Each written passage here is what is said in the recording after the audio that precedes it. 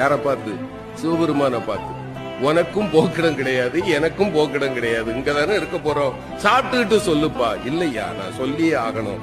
அந்த ஏழை சிரித்து கொண்டே சொன்னார், என்ன பெருசா சொல்லிட போற, நீ யார், அவ்வளவுதானே, நான் சொல்லவா, நீ பரம்பொருள், இங்கு கோயில் கொண்டிருக்கக்கூடிய காசி விஸ்வநாதன், நீ சரிதானப்பான்னா. இறைவன் ஆடி போயிட்டான்.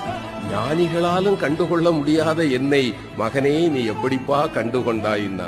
அந்த ஏழை சொன்னா, இந்த ஊர்ல யாருமே என்ன மனுஷனா பார்க்க மாட்டாங்க ஐயா, என்ன பார்த்தா 100 அடி தள்ளி போயிடுவாங்க.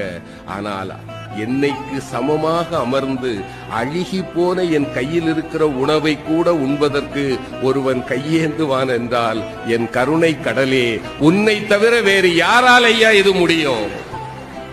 நீ என் முன்னே வந்து அமர்ந்த போதே நான் கண்டுகொண்டேன் நீ யார் என்று.